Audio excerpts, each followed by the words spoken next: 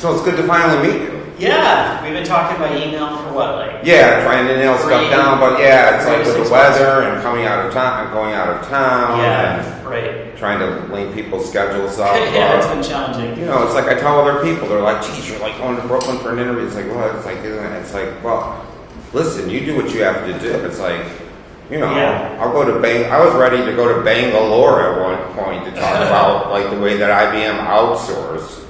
Did you go to Massachusetts to interview Dick Clapp, or? Yeah, I went to Boston to interview him and Dave Ozanoff. Okay. And it's always interesting to see, like I know in the Rosner and Markowitz book, David Ozanoff gets referenced he's as being one of the renowned leading. I'm pretty sure Dick Clapp was involved in the Woburn case of TCE that was in the film Civil Action. I'd seen him in a couple of things. What was really interesting is that he retired. That was like the summer he had just retired. So he told me all this like inside information about the courtroom and like described like he described some of the plaintiff's attorneys as being like nefarious, and I said to him, do you feel more comfortable using the word nefarious now that you're retired? He's like, yeah, I feel very much more more comfortable, more free using the word. We're talking with Mike Schade, SCHADE. Yes. My old news days, like. You work for a TV station? Yeah, I did for a while. I worked for. Mike, what's the day-to-day like for you? Sorry? What's the day-to-day like for you? I mean, what dirties your hands every day? You know, what's your mission? Interview? Yeah. I mean, just as an opening. Yeah. So I work. I should look at you, right? Yeah, you can like look straight at me. Yeah. So I work for Safer Chemicals, Healthy Families. We are a national nonprofit organization that works to protect the public from hazardous chemicals in everyday consumer products. I coordinate the National Mind the Store campaign, which is a campaign that challenges large retailers to phase out dangerous chemicals, not only in the products and the packaging that they sell, but chemicals that are released through the life cycle of materials production, from production to disposal. So through the Mind the Store campaign, we are working to hold large corporations accountable, companies like Walmart, Target, Amazon, and Home Depot, calling on them to leverage their market power and influence to clean up global supply chains, to phase out hazardous classes of chemicals like phthalates, TCE, methylene chloride, PFAS, and others. And at the same time, I've been working on toxics issues at the local, state, and national level for a little less than 20 years. I started working on toxics up in Buffalo back in 2001 after I graduated college. And after that, I worked with Lois Gibbs in the Center for Health, Environment, and Justice, CHJ. And I've been working here at Safer Chemicals, Healthy Families, coordinating the National Mind the Store campaign over the course of the past 6 years. I'm also active locally here in Brooklyn. I am on the Newtown Creek Community Advisory Group. We're working to get Newtown Creek, a federal Superfund site, cleaned up. I'm also on the board of North Brooklyn Neighbors, which is a local community-based group here in Brooklyn that's working to clean up Brooklyn's toxic legacy.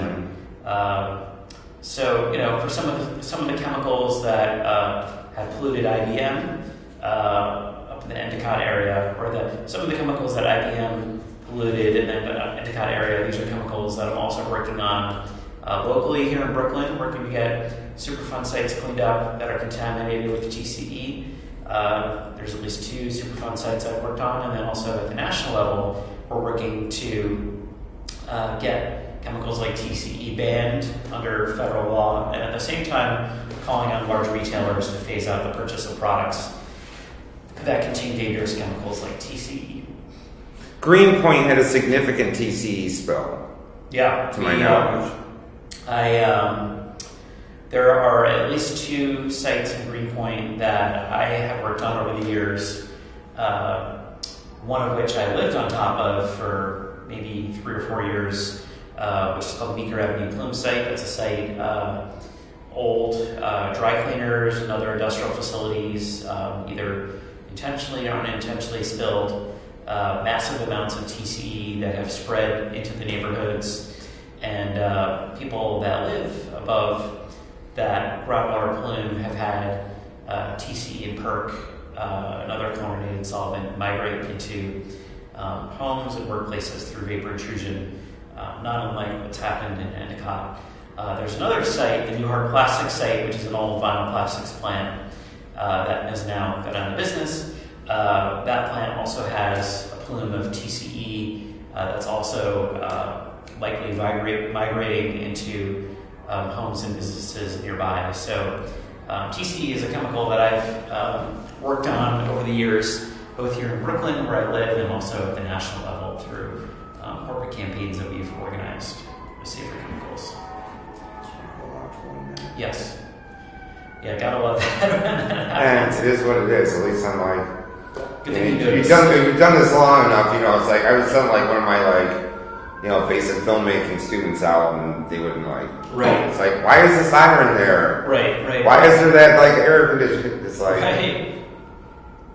you came with Lois Gibbs to the Endicott site at one point. Yeah. When I was at CHJ, we worked on many different initiatives. One of the initiatives we were working on when I was there was a statewide tour where we would go to communities around the state, provide organized community meetings, both to raise awareness about local environmental challenges, and at the same time work to push college campuses to phase out the purchase of PVC, the poison plastic. And as part of our statewide campus tour, in the late 2000s, we visited Endicott. We went on a toxic tour of the neighborhood.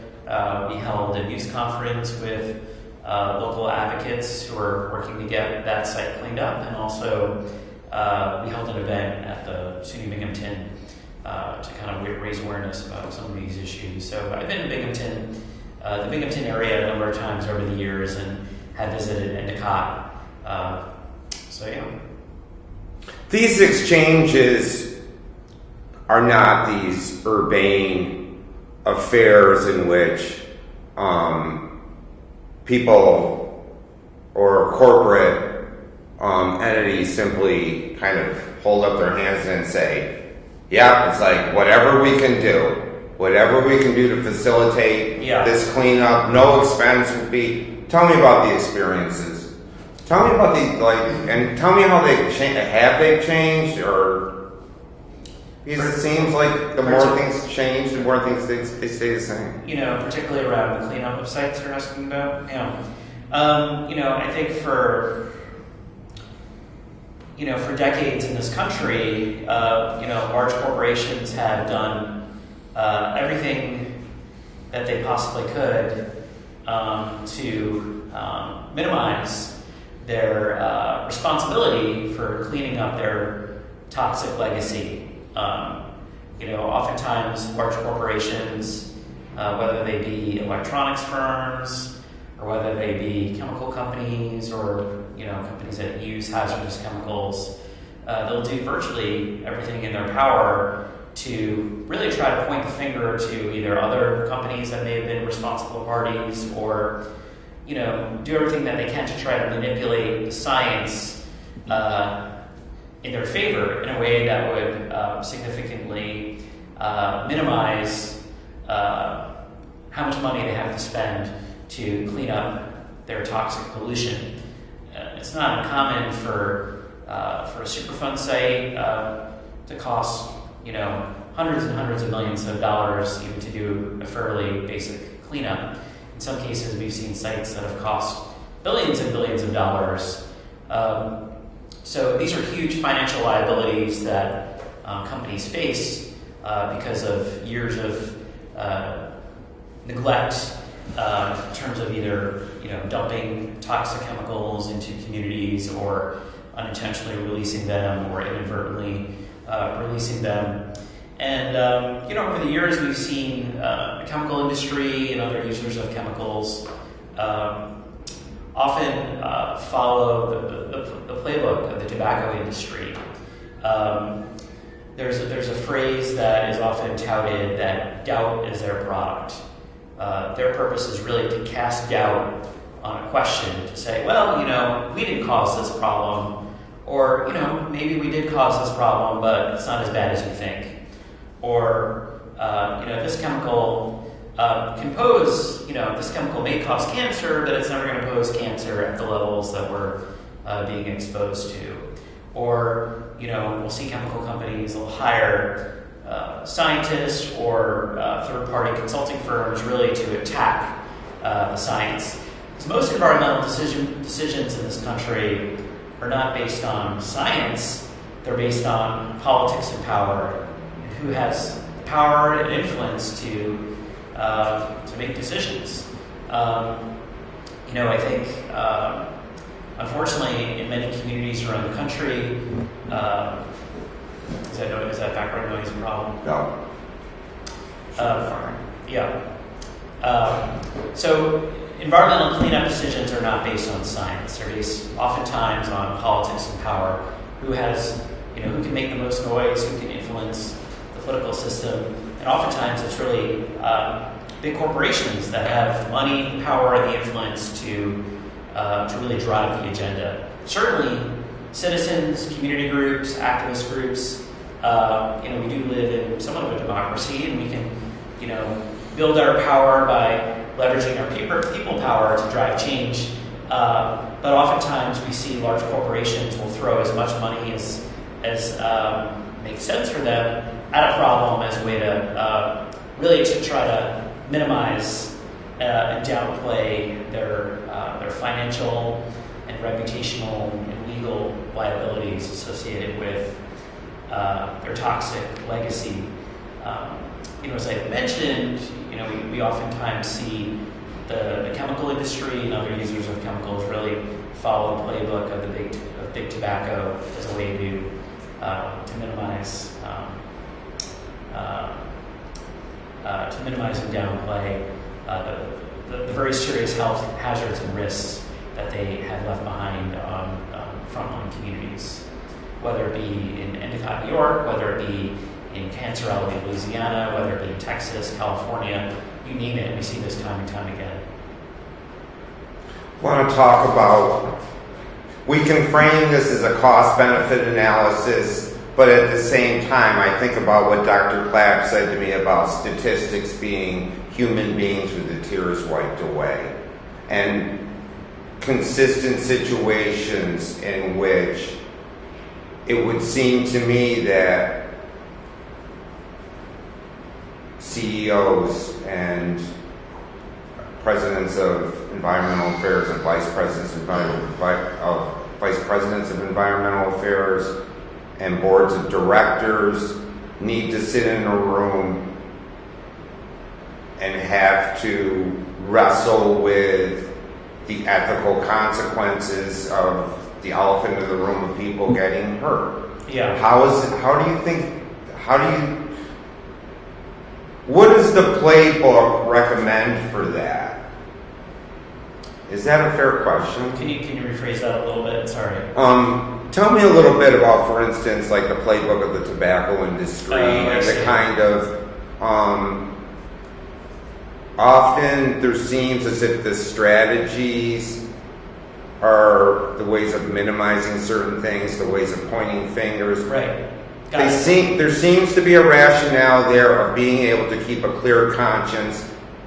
But having said that, there seems at some point it's got to be like, hey, it's like, we know what this is doing, but it's like, talk about the ethical blind spots of that and denial. Yeah, so I would say that, we've seen time and time again with a number of chemicals that industry has followed certain patterns that seem consistent when it comes to trying to avoid dealing with the real environmental and public health risks of the chemicals that they manufacture and profit off of. Chemicals that some companies have made billions and billions of dollars on and continue to make billions of dollars on.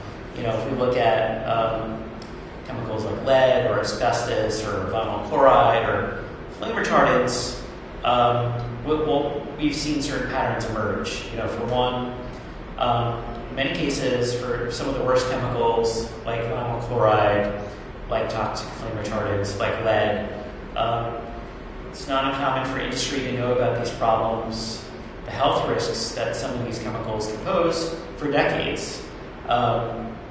In the case of vinyl chloride, for example, the chemical industry was commissioning studies that found that animals, particularly rats, were developing certain health problems, whether it be form of liver cancer or bones degrading. And at the same time, they were monitoring the health of their employees, their workers that were working in chemical plants in places like Ohio and Texas and Louisiana. And they had information that found that the workers in the chemical plants were being exposed to levels of vinyl chloride that were so significant that they were getting the very same health problems that the laboratory rats were developing in the labs. Instead of sharing this information with the public, with the workers, with the federal government, the vinyl industry essentially engaged in conspiracy to hide this information from the government. They didn't come clean. They didn't share this. This has been well documented in literature. This has mostly come out as a result of litigation against industry lawyers, such as Billy Baggett, who represented workers. When Billy and other attorneys were going after the vinyl industry, they would receive dozens, if not hundreds, of boxes of information under the discovery process. And when they started digging through that information, they saw, oh wow, actually the industry actually knew that the workers in the plants were being exposed to this chemical at levels that were so significant that they were developing some of the same health problems that the laboratory animals were developing. And if we look at other chemicals, we see a similar pattern. There's been a lot of awareness raised in recent years about PFOA and PFAS and PFAS chemicals. Companies like 3M and DuPont, who manufacture these chemicals, they also knew that these chemicals were extremely hazardous. They were posing significant risks to the workers in their plants. They were posing significant risks to fence-line communities. They were getting into the drinking water of these communities. They were getting into the environment. And instead of coming clean, instead of sharing this information with the public, with the communities, with the government, they just sat on this information. Meanwhile, Americans across the country, people across the world were being exposed to potentially dangerous levels of these chemicals, and industry just essentially hid this information from the public. So that's one thing that we consistently see time and time again, whether it be with lead or flame retardants or PFAS or vinyl chloride, more times than one might think. It's often decades and decades after industry knew that a problem was there before the public realizes and the government realizes that, hey, we actually have a very real problem on our hands. Another strategy that industry will often pursue is they will commission... Can we just hold that thought just for a second? Oh, yeah. Yep. Are you good at holding your thought? Yep. Good. I'm sure you are very articulate. I hope so. Yeah, sure. Must be like a fire or something. It's Brooklyn.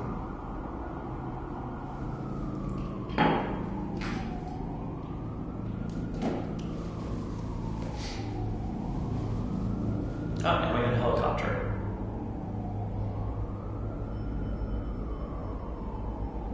It's actually usually not this loud. It's okay. I mean, there's tons of things we can do in post anyway. I got a good sound guy. Yeah. All right, let's We just have pick. time, so... Yeah, let's pick it back up. So, a second thing that we often see industry do is they'll hire, they'll either fund the research of scientists at universities, or they'll hire third-party environmental consultants. And oftentimes the purpose of this is really to attack and question the science, to try to manipulate the science in a way that will lead to a favorable outcome for industry.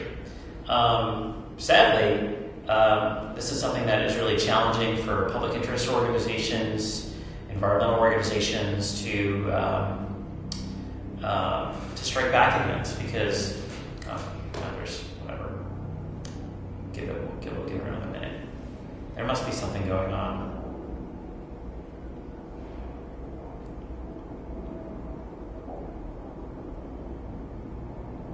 It's any consolation, it's going well.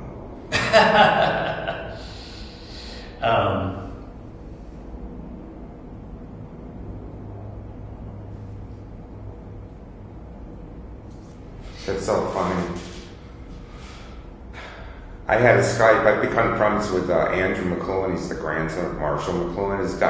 His father, actually, Dr. Eric McLuhan, was at the University of Toronto, and I Skyped with him last semester. And he had been doing a presentation at some of the universities called "From Silicon Valley to Snake Oil." Oh, funny.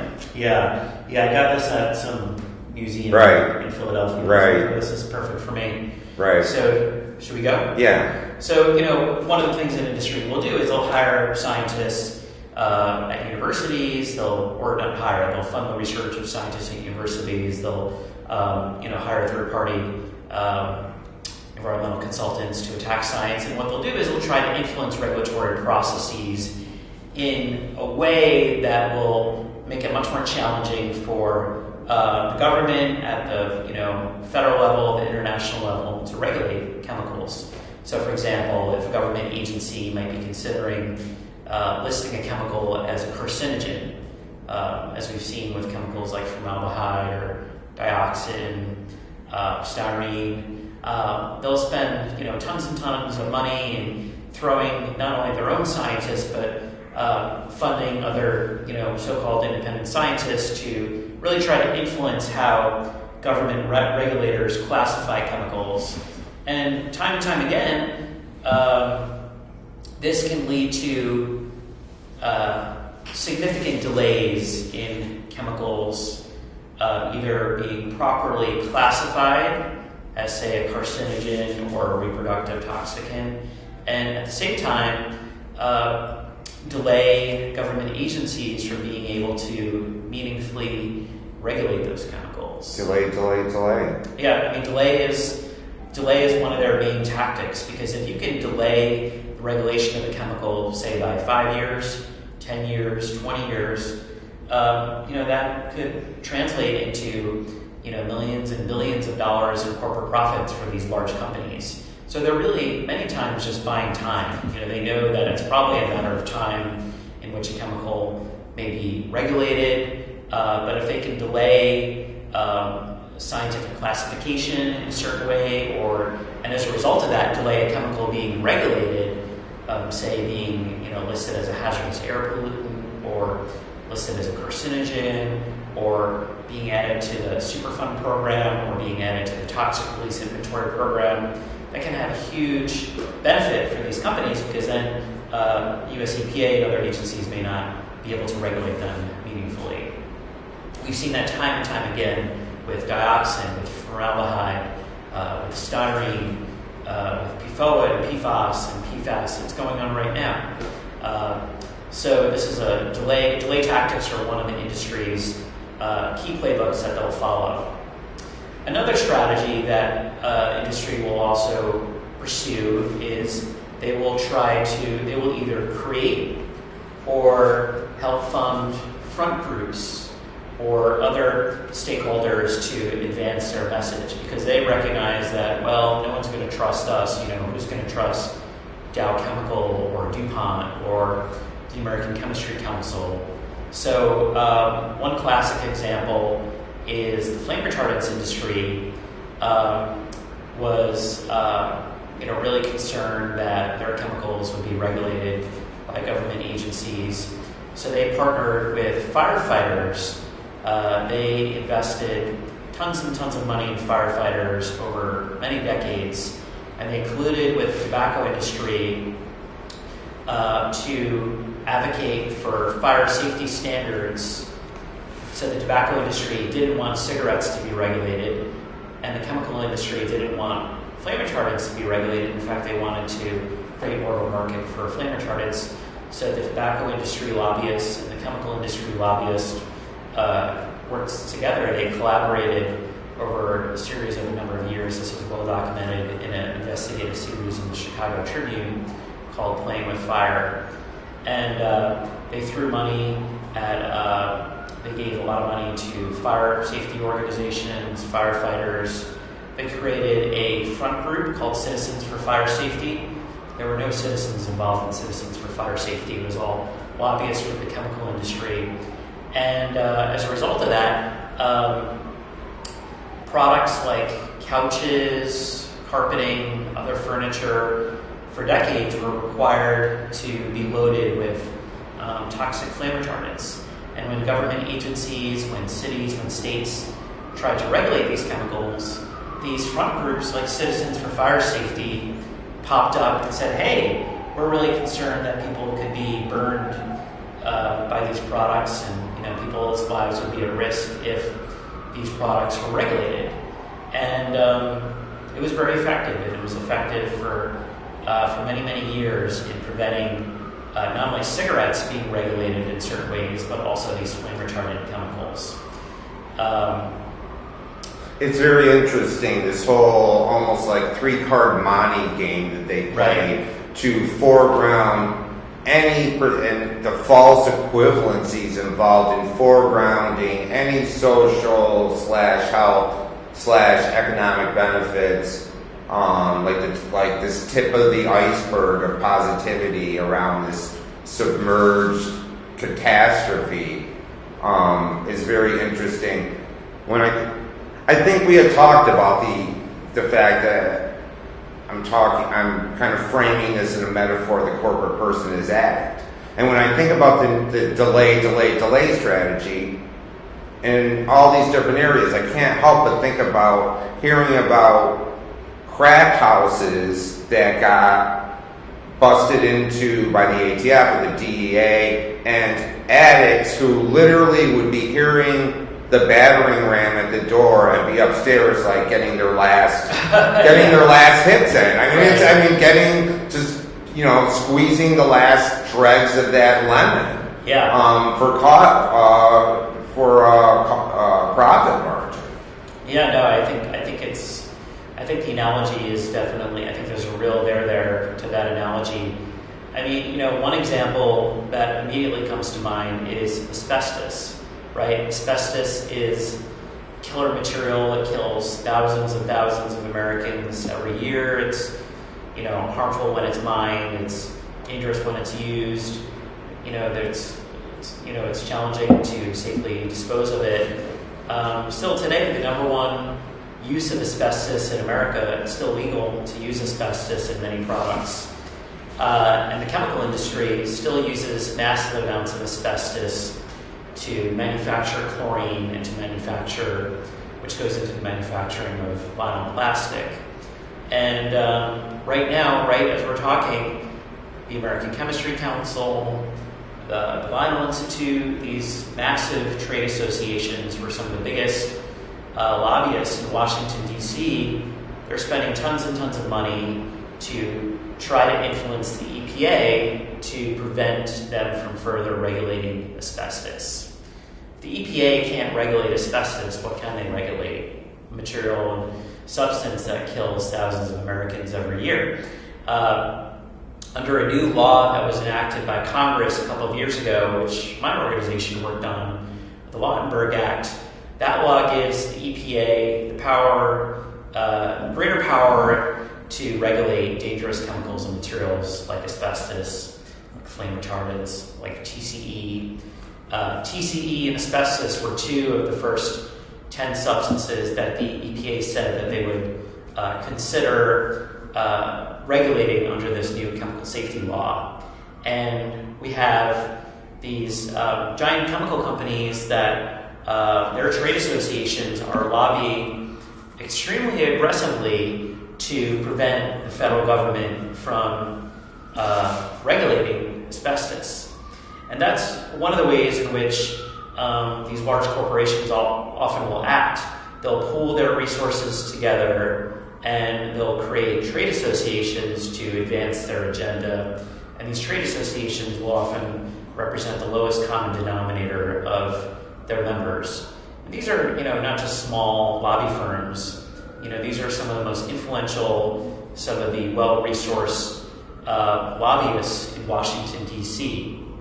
And, they really control many of the decisions that are happening day in and day out at large government agencies like the EPA, agencies that are supposed to serve the public interest. But right now, if you look at these agencies, they're not really working in the interest of public good. They're serving the interests of the big chemical lobby, companies like Dow and DuPont, who fund these large trade associations. And one of the things that has really been interesting and fascinating over the last few years is if you look at under the Trump administration, who is running some of these agencies, we have scientists, lobbyists who used to work for the chemical industry that are now heading the very offices that are supposed to regulate chemicals like asbestos, chemicals like TCE. So an example of that is a woman by the name of Nancy Beck. She's a scientist that worked for the American Chemistry Council for a number of years.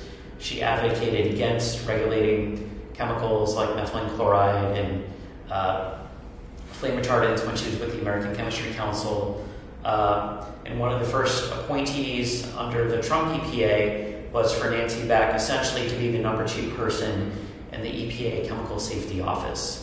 So it's a classic case of the fox guarding the hen house. And that's one of the strategies that big chemical and other money interests will pursue. They'll try to get their lobbyists, they'll try to get their scientists either working for large agencies that are supposed to regulate industry, or they'll get those folks appointed to so-called independent scientific panels that are supposed to be studying the safety of chemicals like asbestos or flame retardants or TCE or what have you.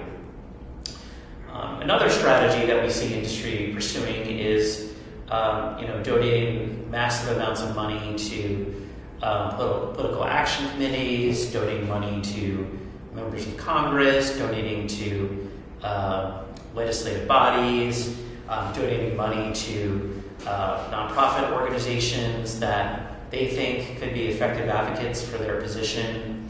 And as I mentioned, the flame retardants industry invested massive amounts of money in supporting firefighters around the country and working to court them to advocate for their agenda. So, these are just some examples that are out there that we see repeating themselves time and time and time again. And again, it's the chemical industry following the playbook of the tobacco industry. And it's been quite successful, sadly, and that's why here we are today in the United States where there are tens of thousands of chemicals that are out there, and the US EPA, FDA, and other government agencies, Consumer Product Safety Commission, have done little to nothing to regulate these chemicals. It's like the Wild West. There's very few cancer-causing chemicals, reproductive toxicants, hormone disruptors that aren't allowed to be put onto the marketplace, and as a result, are contaminating communities all across the country, whether it be Endicott or here in Brooklyn, where we're talking right now. It's always like, I hate to use the metaphor because it's just so well trodden, the elephant in the living room. Or Richard Wolff likes to use the Leonard Cohen song, Everybody Knows. Everybody knows. Right. Tying it into the added corporate person dichotomy.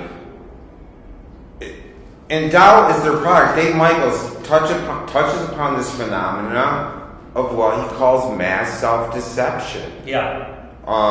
Exhibited by executives, right. Specifically of the asbestos industry, where he says, so these people were deceiving these people were deceiving themselves, ellipsis. I believe that these asbestos executives needed to believe they were producing a safe product, so they pulled out all the stops to convince not just the public, but also themselves Right. that this was the case.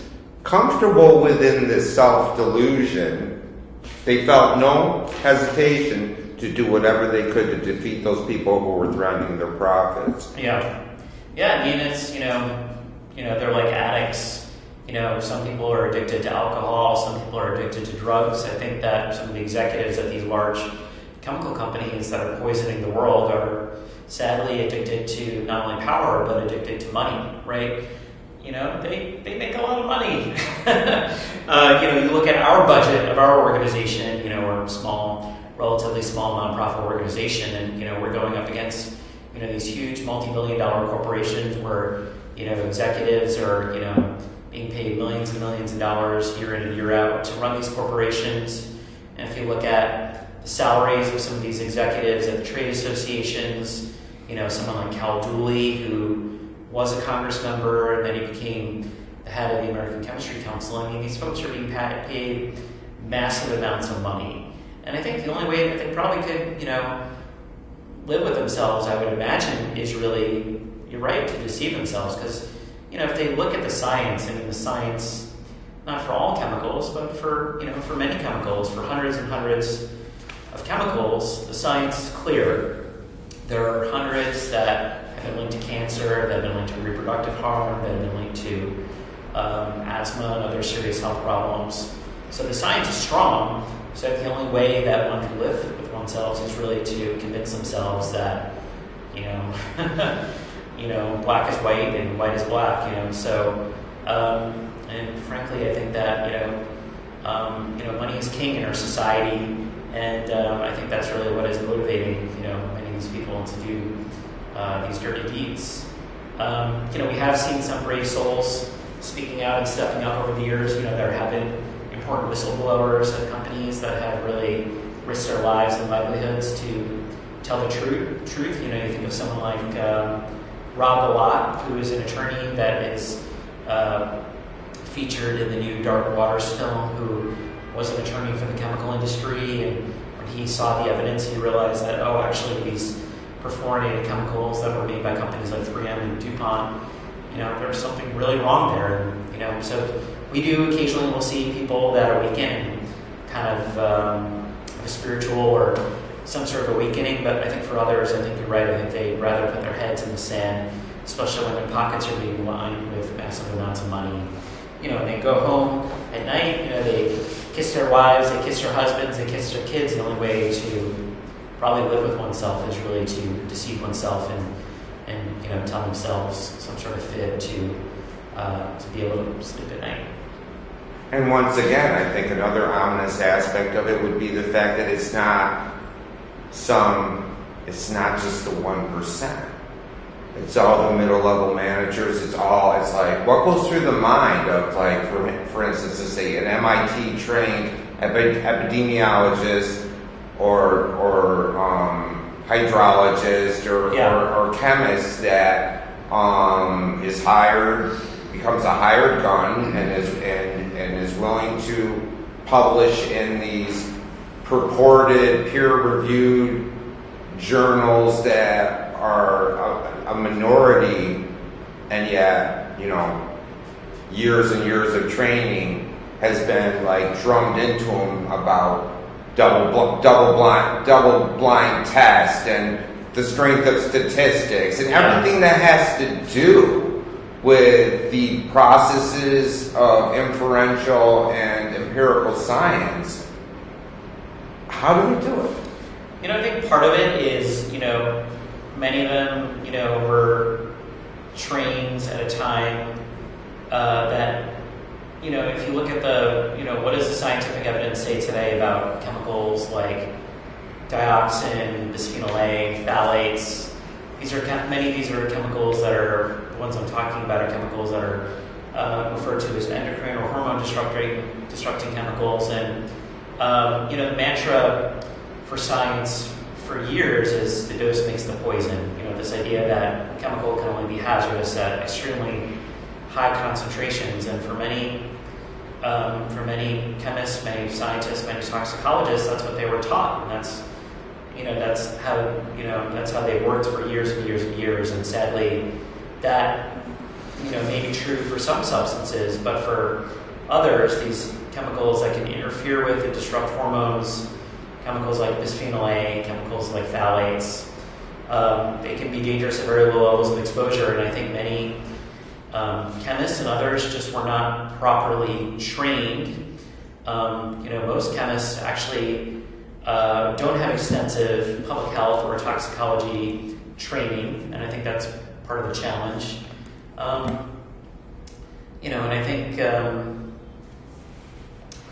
I think for others, they're just sticking their head underneath the sand. And I think others, they're like, okay, well, this is just a job for me, and I'm just going to be pushing paper and running these statistics, and they don't understand what the real life public health consequences are of the research that they may do. So, I think there's no simple solution. But if you talk to independent scientists at academic institutions that are truly independent, that are not beholden to large chemical corporations, there's a growing body of scientists that are sounding the alarm, that are saying that, hey, look, exposure to chemicals like trichloroethylene are problematic. They can cause cancer. They can cause birth defects and other serious health problems. And I think these are the scientists, these are the doctors, these are the toxicologists that we need to have leading government agencies so that environmental decision making is based on real sound science, not based on pseudoscience that is beholden to and influenced by large corporate interests. And that's another thing, we need to get. Another challenge here is that we need to get big money out of politics. When we worked for at least 5 to 10 years on a national campaign to reform our nation's federal chemical safety law, Toxic Substances Control Act. And during years and years of that campaign, we saw how much power big chemical has to influence Congress. I mean, even Democrats in Congress who we thought would be more sympathetic to us around chemical reform, it was incredible to see how much sway the chemical lobby had over these Democrats who were supposedly more progressive, who said they cared about our issues. But when it came down to it, the chemical industry just has incredible power to influence not only government agencies, but our elected officials. And a lot of that, I think, is because of the corrupt influence that money has over our politics today, because of things like campaign contributions, things like Citizens United, and things like the power of political action committees. So when we think about where is change happening in this country to hold big chemical accountable, to regulate and restrict chemicals like TCE, right now it's not happening at the federal level because, the clock, EPA has probably turned back the clock by at least a generation over the past few years under the Trump EPA as they roll back environmental and public health regulations, as they do a very bad job in enforcing and implementing TSCA chemical reform. I think the most exciting things that are happening are at the local and at the state level. We're seeing cities, we're seeing states step up to restrict and regulate dangerous chemicals. So for example, here in New York, state of New York just passed legislation banning PFAS and firefighting foam. Other states have stepped up and regulated these chemicals in things like food packaging. States have regulated chemicals like brominated flame retardants in furniture. We're seeing a lot of positive change in Europe and other countries, but at the federal level here, it's like we're living, in the Stone Age.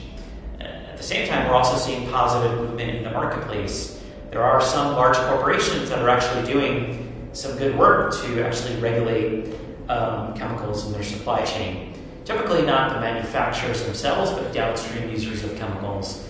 companies that don't have a vested interest in the chemicals themselves. So even large retailers, companies like Walmart, Target, Home Depot, these large retailers are stepping up and saying, hey, we don't want to sell chemicals to our customers that can poison them. We don't want to sell products that can expose our customers to chemicals that are hazardous to their health. Because consumers today are a lot more informed. Consumers today, no one wants to buy a baby bottle with bisphenol A. No one wants to buy lipstick that may contain lead. No one wants to buy food packaging that contains these extremely persistent PFAS chemicals.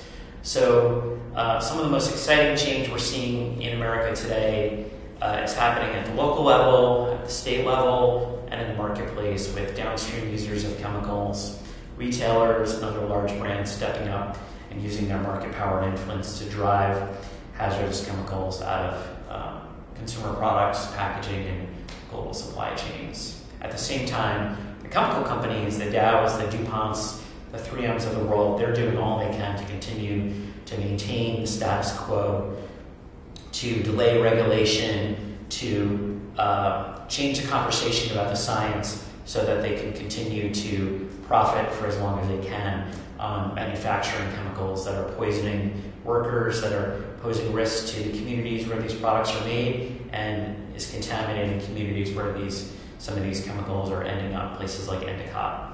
Right. But once again, I hate to keep going back to this analogy, but the Dows and the DuPonts are the processors of pure heroin and cocaine. It's like, how are you going to spin this? Oh, yeah. Whereas, and not to be cynical about it, the efficacy, the cost-benefit analysis, and the recognition of the ways that the global consciousness was being raised, that a lot of big corporations, a lot of big companies, especially retail and supply chains, realized that going green was an excellent branding strategy. Yeah. I mean, for the large chemical manufacturers, they're not the ones that are really footing the costs for their products.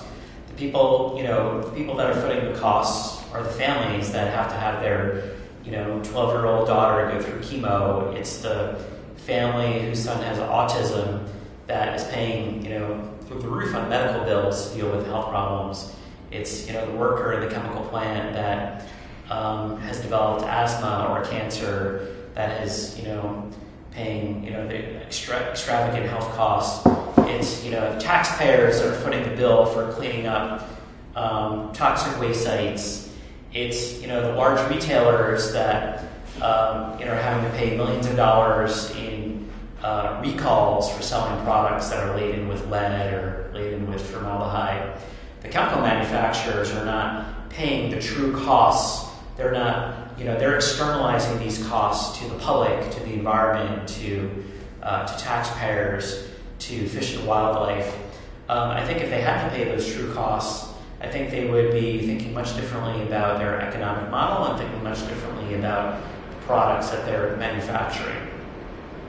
There are some companies that are investing some research and development into greener chemistry solutions, but they're very small divisions within these large businesses. Most of their efforts are if you look at their where are the profit centers for these companies, it's in the traditional petrochemicals that in some cases pose serious public health risks. They're not investing sufficient resources in research and development to build and create the new chemistry of tomorrow that is safer, that is greener, that is healthier for communities, workers, and the environment. But once again, it seems as if it is that immediacy, it's that short-term, right. That short-termism. Once again, the metaphor of the risk-benefit analysis of somebody that's putting toxic chemicals into their own system, right, that knows that it's not mother's milk, but the high is great. Right. It's right. the high is great. Yeah. And the lies that we tell each other, and the lies we tell each other. And I find even centrist, Democrats, left-leaning Democrats who could easily be taken in by lobbyists in the same way that addicts just win over everybody around them and endear themselves to people, and it's like, how bad can he be? We go out for drinks on the Beltway, every Thursday night. He's a really good guy. It's like, yeah. The thing that is interesting about these issues is that toxic pollution knows no political boundaries. In that, I don't care if you're a Democrat, if you're a Republican, if you're a member of the Tea Party, if you're a member of the NRA, or a member of the Green Party, whatever it may be. You're part of the Democratic Socialists. All of us are exposed to dangerous chemicals day in and day out. Babies today are being born pre-polluted by chemicals that didn't exist generations ago. All of us have scores and scores of chemicals that can pose serious risk to our health. We've conducted polling that has shown that this is not, a blue or red issue. This is an issue that Democrats care about, Republicans care about, independents care about. Most people believe that large chemical companies should be held accountable for the products that they sell. Companies should be required to prove that chemicals are safe before they're put on the market. Unfortunately, it's a case of, the way that chemicals are regulated in America today, they're deemed innocent before guilty. So the federal government has to prove that a chemical is dangerous before it can be regulated. And that can take decades. It can take, 20, 30, 40 years. And meanwhile, all of us end up being guinea pigs for the chemical industry's products that they're pumping into our environment, they're pumping into our products. And so it doesn't matter if you're progressive, if you're conservative, all of us are being exposed to these chemicals. And then at the same time, sadly, these large corporations are not operating in the best interests of their employees. They're not operating in the best interests of their customers, certainly the general public, the communities in which they serve. But because of, they're really just trying to appease their shareholders, who are demanding profits, and they're not looking at the external costs, the environmental costs, the public health costs. The rest of us are suffering, sadly. Basic moral tenets that we pick up as early as grade school. It's better to err on the side of caution when it comes to my health or the health of my parents or the health of my children. Basic moral tenets that have just become like Orwellian. You can't even speak. You can't speak about it. You can't talk about it. Yeah, we think that or it's bad form to talk about it. Yeah. At cocktail parties. Right. At corporate cocktail parties. Yeah. We feel that we need a fundamental revolution in how chemicals are managed and regulated in this country. If we look across the pond to Europe takes a much different approach. They take a more precautionary approach, a better safe than sorry approach. Here in the United States, chemicals are deemed innocent before they're proven guilty, and because of that, all of us are being exposed to a toxic cocktail of hazardous chemicals every day. Whether you live in a community where there's a Superfund site or a chemical plant, but also, if you're just brushing your teeth, you're showering, you're wearing clothes, we're being exposed to dangerous chemicals day in and day out, not just in communities where we have a toxic legacy like in Endicott, but also from our daily lives, because chemicals are found in our clothing, they're found in our cosmetics, they're found in cleaning products, they're found in our furniture, they're found in our fancy electronic gadgets. And because of that, we're all being exposed day in and day out. And that's why we really need a fundamental revolution in how chemicals are managed. We need to take a more precautionary approach. Chemicals should be studied for safety before they're put on the market to ensure that they're not hazardous. That 10, 20 years from now, we're going to realize that, this chemical that's going into this plastic, it's actually not safe. It actually can cause cancer. It can cause reproductive harm. It can cause infertility. We really need to study chemicals much more thoroughly before they're put on the market. there's tens of thousands of chemicals on the market today. There's tens and tens of thousands, and there's probably just about 500 or 600 that have been adequately tested for safety today. Very few have been regulated. There's less than a dozen that have been regulated. Meanwhile, tens of thousands are permitted to be used in the marketplace, that are being pumped into the air, that are getting into the water, that are getting into our food and communities all across the country. Endicott is just one example. It's really just the tip of the toxic iceberg. There are communities like Endicott all across the country. Is there any kind of growing sense, just in general, among young people or progressive-minded people or even people that are involved in the corporate world, that a paradigmatic change in, say, being able to be transparent, be accountable, be remunerative in any kind of sense of fair way? Is there a sense out there that I'm kind of sick of living like this? I'm kind of sick of like working for a company like this. And there's definitely been studies, and I could send you some, that have essentially said that younger people today, whether they be millennials or even younger than millennials, many of them don't want to work for companies that don't have some sort of environmental or social purpose. Many young workers today want to work for businesses that aren't just there to make a buck, but are actually have a purpose to do good. At the same time, that's how a lot of people are also shopping. I don't think it's an accident that when you go... Consumers today are different than consumers even 5, 10, 20 years ago. When a consumer goes to the grocery store, when they go shopping for clothing, when they go shopping for a new electronic gadget, they're asking questions about, where was this product made? Was it made more sustainably? Does it contain hazardous chemicals? Was it made in a sweatshop? Was it coated with pesticides?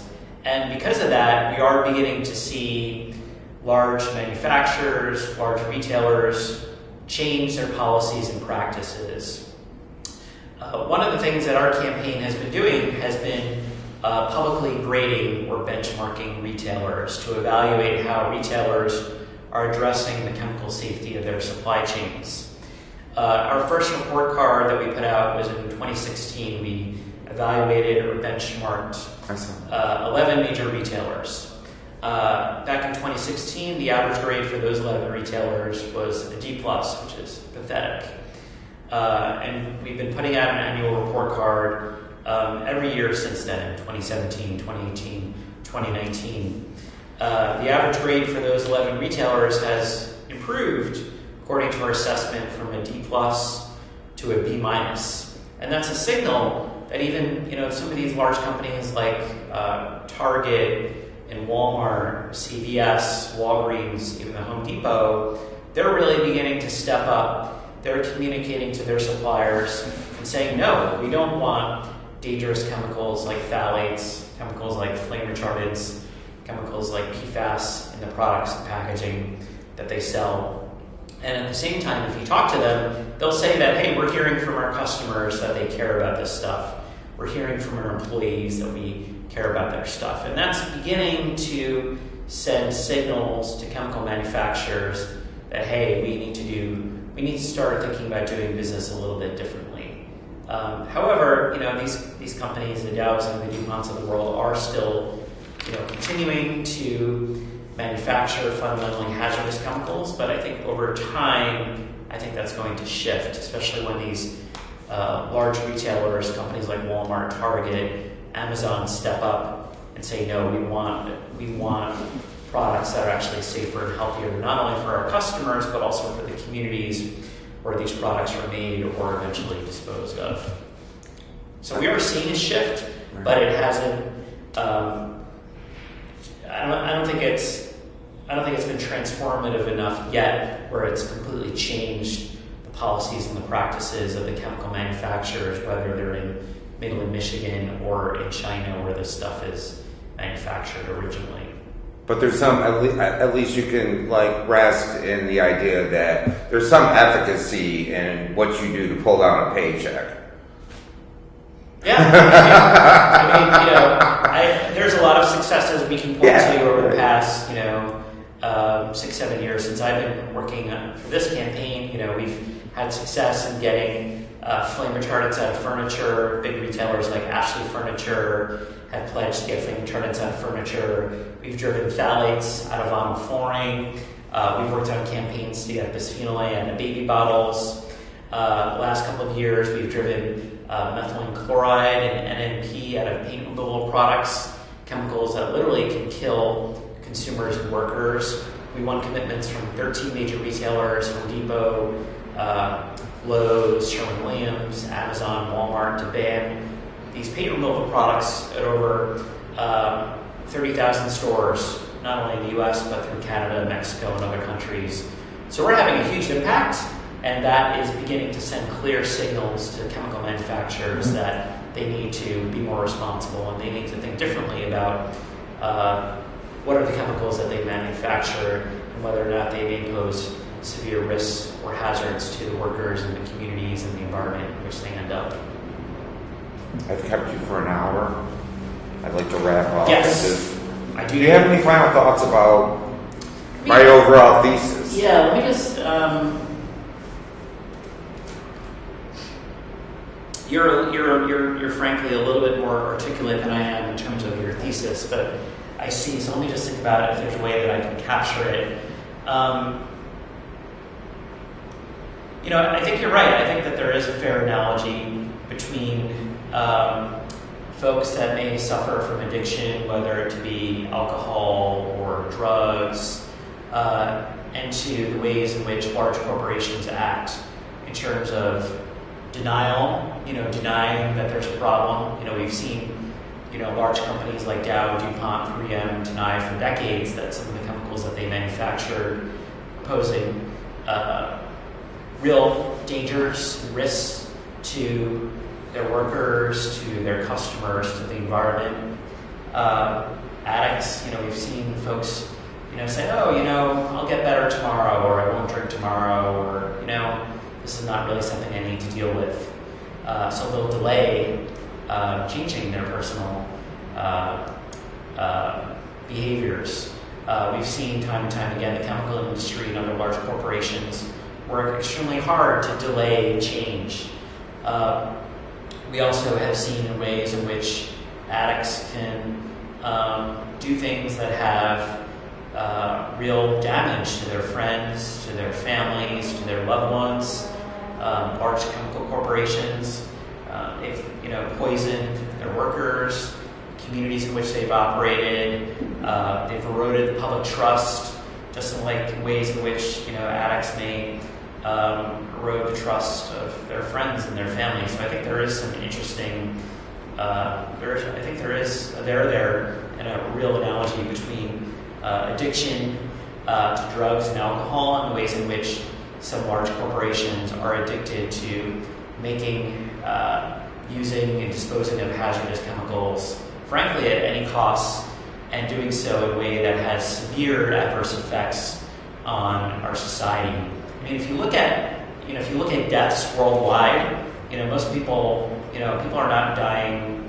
More people die from pollution than many other problems, but sadly, executives at large chemical corporations, shareholders, members of the board of directors, these folks just have their heads in their sand. They're just lining their pockets with billions of dollars in profits, and meanwhile, the rest of us are suffering. So that's why we've launched our campaign, the Mind the Store campaign, to challenge and push big retailers, big corporations to step up, to use their market power and influence and get poisonous chemicals like TCE off the marketplace, and then also work in states across the country and work to push the EPA to use their power and influence to safeguard families, communities, and workers from dangerous chemicals that are wreaking havoc on our health, our lives, and our communities. Dave Ozenoff likened TCE to a World Trade Center in slow motion. Yeah, You just can't see it. yeah, It's not immediate, it's not spectacular, it's not explosive, it's not but Yeah. and yet the numbers. and most people can't avoid it. I mean, let's see, I moved to Greenpoint, Brooklyn in 2008. I had been working professionally at that point on state and national campaigns to safeguard communities from toxics for almost 10 years at that point. And I moved to a neighborhood, I moved to an apartment that was smack right on top of a massive TCE plume. And so for me, as someone that was educated about these issues, I moved to a neighborhood that, while did have pollution problems, no one actually realized that my apartment was right on top of a massive TCE plume. So as me, for someone that is educated about these issues, that was trying to avoid living in a neighborhood with a vapor intrusion problem like TCE, how can other people avoid it if someone like me who's educated and aware of these issues? Absolutely, I agree with that, because even we push the local assemblywoman in our district pushed Right. for landlord tenant notification Okay. act. Yes. And yet at the same time, when you're talking about basically a very, very low income demographic, it's like Yeah. they don't really have. I mean, once again, we're talking about it's not just environmental justice in terms of race. It's environmental justice in terms of class, and I think that has to be foregrounded. That people without means are being redlined into communities and it's a class thing. Oh, but it's also I know college students, grad students that given a choice, I'm living here and I'm just going to take my chances. It's like the rent is $450 a month or whatever. It's Right. Yeah. No. I mean, I live near Route Zero in Endicott, nowhere near Kinley. And I know a very, very vocal activist that lives right down there. But he's also on transcendental meditation, so he honestly, he's like, listen, I'm a yogi, I can offset. yeah. I mean, I practice yoga, but I don't know if that's quite true. But it probably helps somewhat in certain ways. But I think you're right that those communities that are least politically power, and also those communities that are poorer, that are black or brown, those are the ones that are most disproportionately affected by our toxic chemical economy. It's not an accident that we often will find chemical plants, landfills, toxic waste dumps located in poor communities of color. That's a legacy of environmental racism and environmental injustice that communities are continuing to grapple with today. And I think that's something that really needs to change in this country, not just here in New York City, not just in New York State, but all around the U.S. and all around the world. People are dying. Yeah. I think we're good. Yeah, great. We're good. Well,